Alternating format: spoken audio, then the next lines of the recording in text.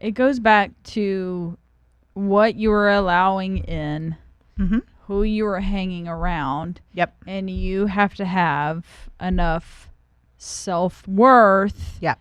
And know who you are enough. And know who your people are. Yes. To be able to have, if it's a fun conversation like, Yep. cheers, bitches. Yep. Or someone calling you a bitch because you turned them down, or you sent your meal back, or Yep. you decided to ruffle some feathers and go the path less traveled. You have to decide what you're going to feel about it and what you're going to accept and allow to bother you. And I feel like that's the key, is everybody gets to decide for themselves. And if everyone could start doing that, we'd be in a good place. And, you know, for me, like I said, I don't care. People can call me whatever they want. I will pay attention if it's my inner circle, like if they think I'm being that way. But I do, at the same time, I do understand, you know, so I can know how I receive it. But at the same time, I realize not everybody is as jovial or as confident or whatever. So I am cautious when I toss the word out to others, because I know I need to know, or I'm cautious of how it's going to land. And that's the part I think people don't pay attention to. So we have two responsibilities. One is the responsibility of how we're taking it in.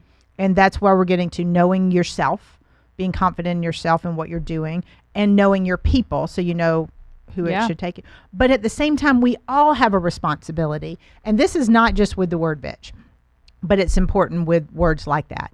We all have a responsibility to pay attention to how it's going to land, you know, like, and that was the part my therapist said when this was years ago, because I was just mad. I mean, you know how, I don't know if, I mean, you haven't been through this, but when you go through divorce, most of us go through an angry stage where we're just mad. We're just mad. And that madness goes. I think you go through that as a child of divorce. Oh yeah, for sure. Yeah, because all of us have scars. Yeah, I'm on the other side, but I know where you're coming from. But we all had these angry. So I know when I probably cussed more, and I did that. Yeah. But what I didn't pay attention to throughout all that was how it was landing. Yeah. I knew how I was throwing it out. Yeah. But this is what we need to all think about, because we're adults, right? And we have a responsibility to think about, we can't control how other people receive things. That is up to them, 100%. But we can be cognizant of how we think things are going to land.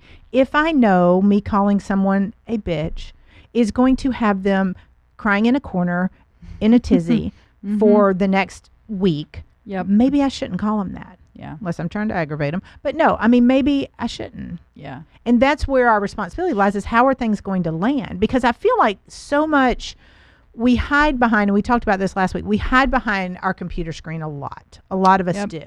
And we don't think about the repercussions. And again, the repercussions are not on us. That's on the other person.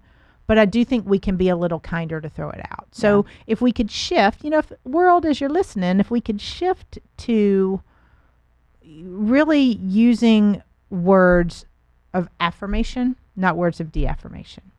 Not to throw your five love languages out there, but if you've read that book, I'm a big fan of 5 love languages. Words of affirmation is one of my top 2. Yeah. And physical touch is my other one. So I kind of joke, I'm like, give me a hug and tell me I'm pretty, and we're good to go.